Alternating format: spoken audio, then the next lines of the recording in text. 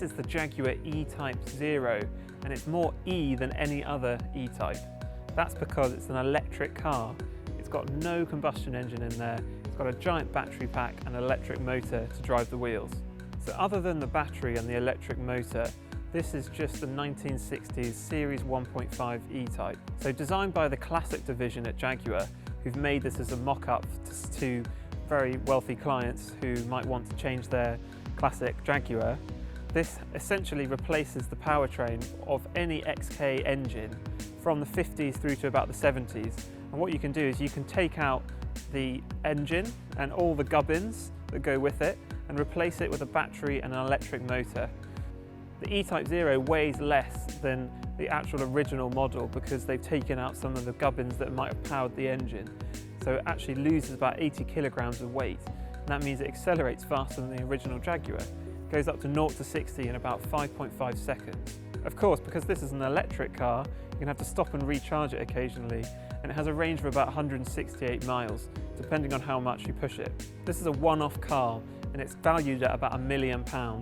So from this side, there's very little different about the E-Type here from its original. It's all about the interior, and it's quite a disconcerting feeling, really. And I'll show you what I mean. Here you've got a digital dashboard with the speedometer and there's no accelerometer because there's no engine here. Instead, you've got a power meter here which tells you how much power you're draining from the battery. So the weirdest thing about it is this middle iPad type screen, which it's very strange to see a touchscreen in a classic car. That's what makes this feel like something out of a sci-fi film. There's a few things about the E-Type Zero that just put you in a very weird place.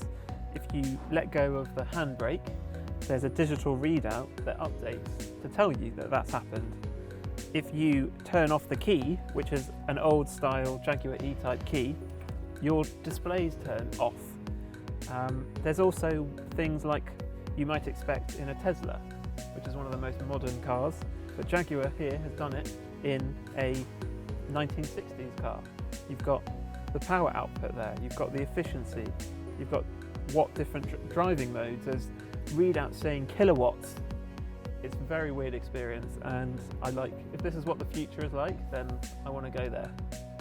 You can also do things that you would never be able to do in any classic car, like change the throttle response from smooth to direct. You can see your battery readout. There's all sorts of features here, like do you want to have a creep mode, because this is just like an automatic car, so you can let your foot off and it will creep slightly further forward. So this is a classic car, but we've got a carbon fibre finish here. There's a pad here for your phone, which wouldn't be invented for about 50 years if you bought one of these back in the day.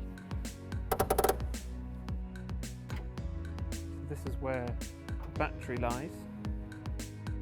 This is a car that is full of surprises, but the biggest one of all is when you open the bonnet, and instead of finding a flat 6 or a V12, you see a giant battery pack. It's quite an extraordinary thing to see.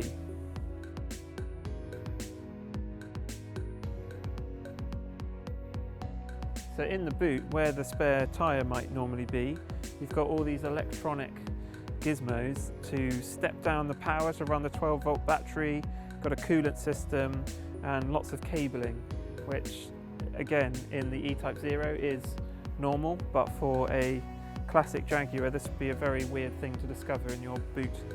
So instead of a fuel cap, you have a power socket to charge up your car.